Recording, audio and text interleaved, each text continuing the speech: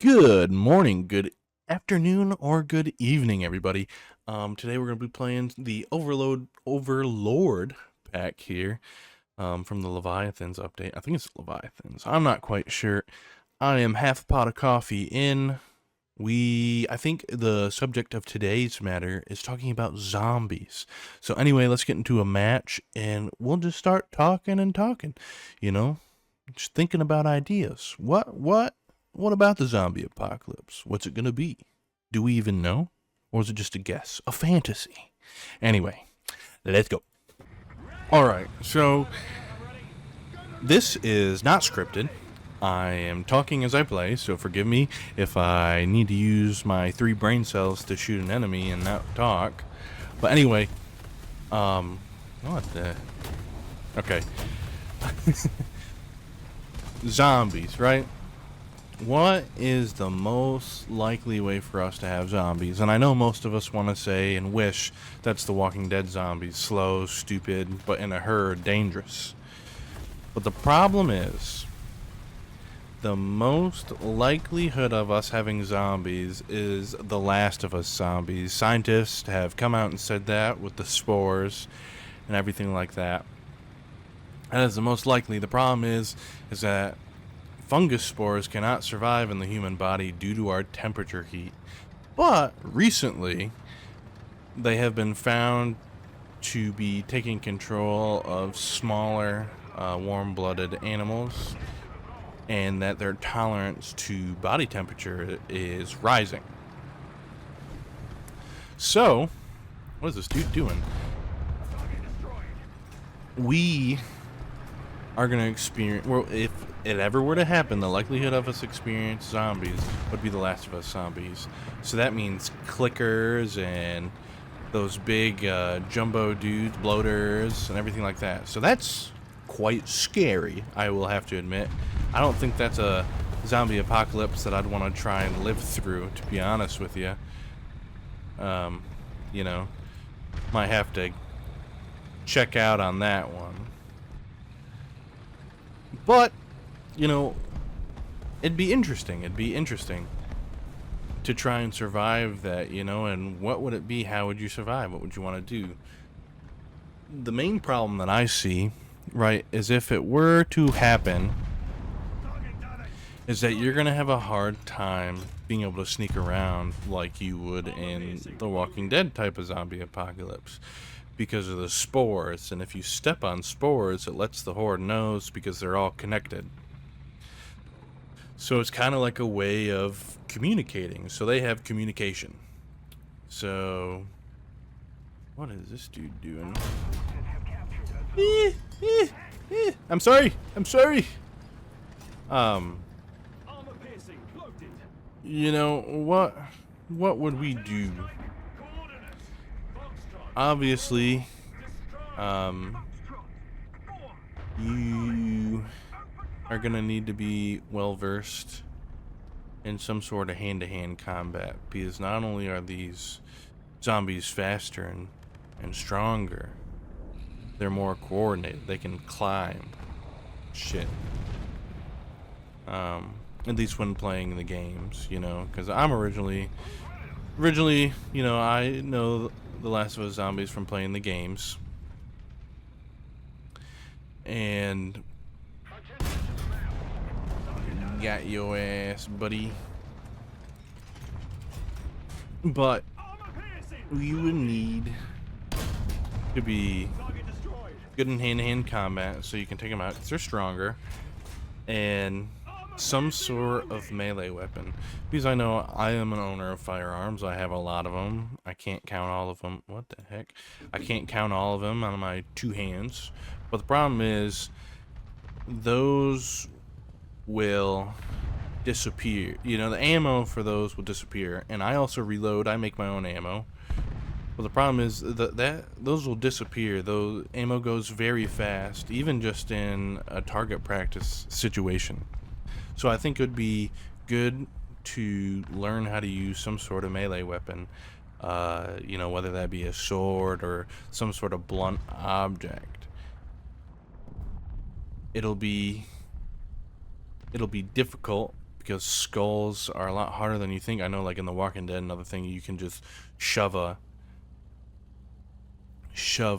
knife into their skull, like in their forehead and stuff like that. But a skull is thick. It is really hard. And one of the ways I know that is in the army.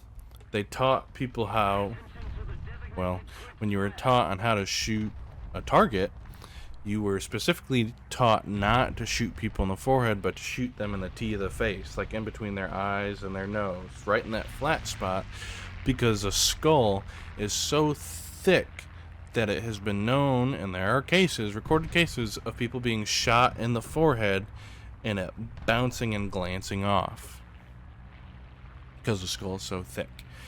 So you'd have to choose wisely on what type of weapon you'd want. You know, for me, I think I'd go with some sort of, you know how like medieval, they have, I should have been there, kind of like two-handed hammers, but they were small, they were like small and light, so it'd be kind of easier to swing and you have reach. I'd want to use one of those. If I can figure out how to put a photo up of them, I'll do that. But I think one of those would be very effective. And then one of the, you know, for like the normal zombies, I think they're called the runners. As long as you can sneak up on them. Now, a second thing would be having to deal with the clickers. Now, I have no idea how the hell you, like, other than trying to be quiet, yeah, but it's like, any type of sound, anything can happen, right? What is that? Is that a person? Ooh. What is that range? What is that range?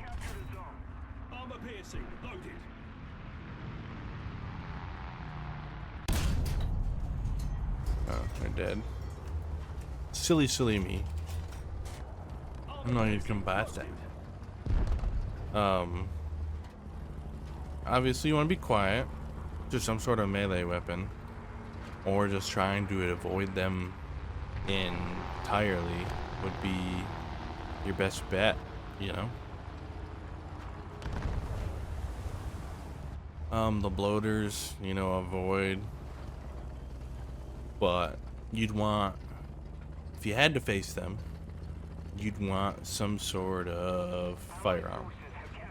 And you wouldn't want like an AR-15. Contrary to popular belief, I've been in the army and I have been, you know, I own them personally. Contrary to popular belief of what the media wants to say, AR-15s shoot a very small bullet, a bullet that does not do a lot of damage. You would want to use something like a 30-06, something that was used in World War II. Those are a lot, those firearms like M1 Grands, Mosin Nagants use very large caliber rounds that do a good amount of damage. And those would be great because not only would they remove a lot more meat and create bigger wound channels than the AR-15, they have greater foot-pounds of energy knockdown force. Like, I reload for my 357. In my 357, I do 158 grains hollow point with 15 grains of powder behind it, and that's the equivalent, I think it was like 530 foot-pounds of energy that round has. And that round is like a quarter of an inch wide, and then when the hollow point expands, it's about half an inch wide. I mean, it's got some force, and that's just a pistol round. So then you get up to 30-06s and other stuff like that. You start getting stronger rounds. You know, those are something that I'd want to use on those larger, like the bloaters and stuff like that. And obviously, with those bigger rounds, you can have a lot more effective damage at a further range um, for that. But then you come into, that's just the zombie aspect, right? And then you come into the human factor. And what are you going to find? Let's go to PTSD inducing over here. Then you come into humans, right? Obviously, we have no idea what we are going to do. You don't know how people are going to act completely, and you are going to have to learn to adapt very fast. Otherwise, you're not going to survive, right? And I think a lot of people aren't ready for the mental challenge of that, and the things that they will see. Granted, I don't know how I'm going to do. You don't really know that until you experience it. So it's just kind of, hoping that you can mentally get through it and mentally prepare for it. Excuse me, sir. I'd like to go over here. Mentally prepare for it and mentally deal with it. Because, if you don't, you go crazy, or you won't be able to learn to read people, and you won't make very smart decisions.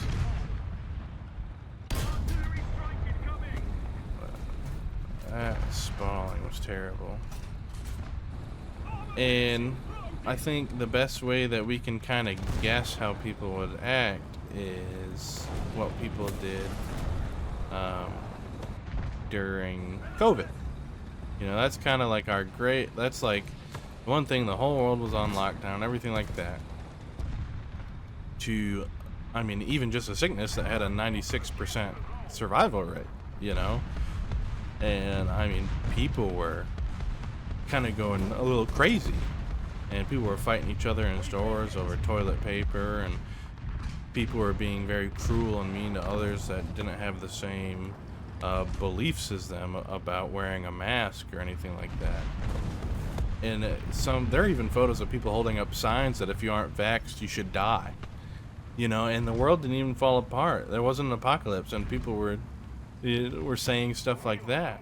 Now, granted, saying something and doing something is two completely different things, but when you have that mentality, soon that mentality will become a belief. Just like if you believe the sky's green, if you keep telling yourself that over and over again, eventually you're gonna believe it, and you will probably tell people. But anyway, so you have people to deal with. Now, granted, with people, I think is what you should be the most afraid of, because they're unpredictable. Zombies, they're predictable. Once you figure out what type they are, and variant and what they do, those are predictable. You can make plans about them. But with people, you can't do that. With people, they're unpredictable. They can make all sorts of different things, and one of the things is loyalty. You take the Irish mob, for example.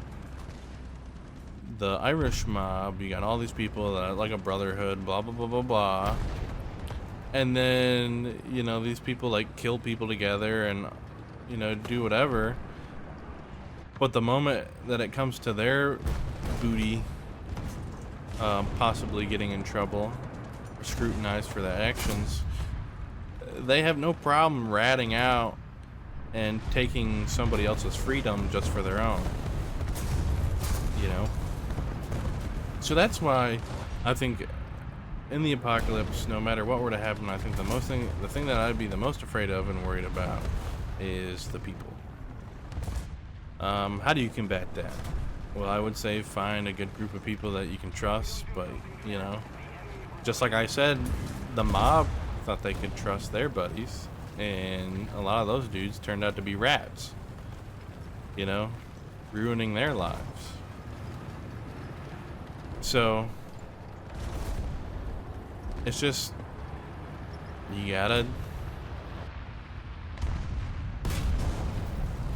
I had no,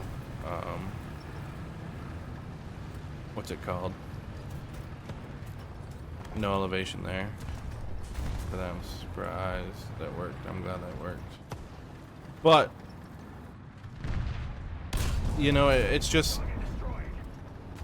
it's kind of a, I don't know.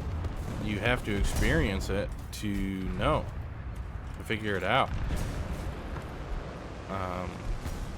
So another thing, you know, being able to adapt. I keep going to that. You need to be able to adapt in order to survive. I mean, so that's just one thing. And then you have, you know, zombies and people, you know, those are going to be your two biggest things.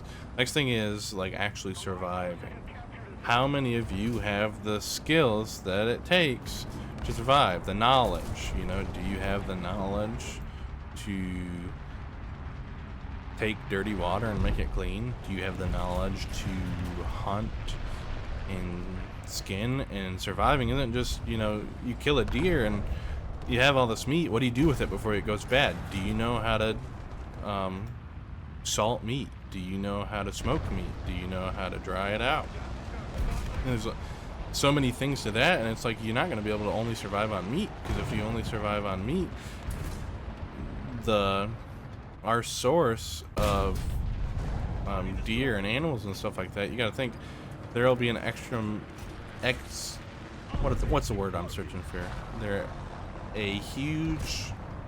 A lot more people gonna be hunting or trying to learn how to hunt compared to just, you know, a normal world where most people just rely on the stores, rely on other people for them to survive, because they've gotten comfortable with how society has made everything. So, you know, you need to learn how to do that stuff, and you need to learn how to forage, berries, stuff like that. And if you get to a spot to where you can hunker down, you know, the knowledge of being able to take care of plant life, such to farm. And you got to learn how to plan out farming, what you need to grow, so that you don't have, oh, I have a lot of carrots, but like I don't have hearty food. I don't have food that'll fill me up a lot easy, like potatoes. You know, potatoes are great way to you can grow a lot of them very easily that are very filling. You know, so it's like you got to learn how to plan stuff like that. You got to learn how to do other things. I want to do firefly again. You know, just stuff like that. So there's, you know, there's a lot that goes into that, and it's, you know, a lot of people are gonna die because they won't know how to do that. Like, yeah, they may survive, you know, the first couple months, but now you've had all these people scavenging for food, and you know, there's not a lot of canned food to be found, so you need to learn how to go out into the woods and what to look for, and you know, just stuff like that. So I don't see anybody. There's my whole dead body. You know, so it's gonna be hard. I think that,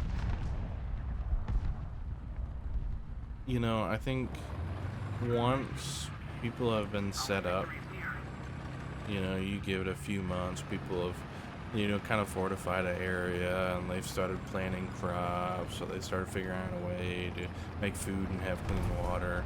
I think that's when people are going to become friendlier.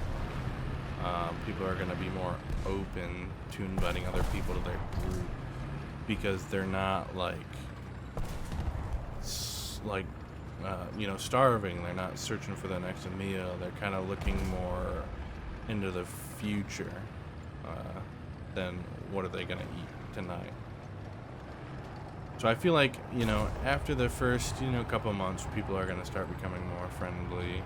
Well, more people are going to be more friendly, but you'll still run into those desperate people. You'll still have those desperate people. That's just gonna be how it is. You'll always meet desperate people, but I feel like those will be fewer and far between when you'll meet those people. So, and then again, it's just luck of the draw, especially when it starts. You know, are you in a big city when it starts? Are you in the mall when it starts? Or are you chilling, you know, at your farm? So that's just kind of how it's gonna be.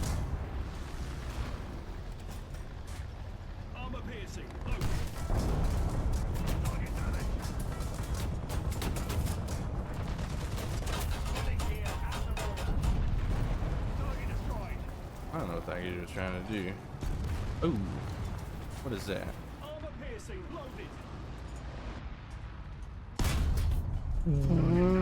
What?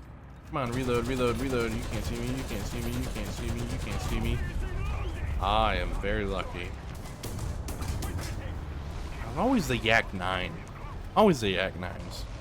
But, you know, a lot of it is just luck, you know, is... How is your luck?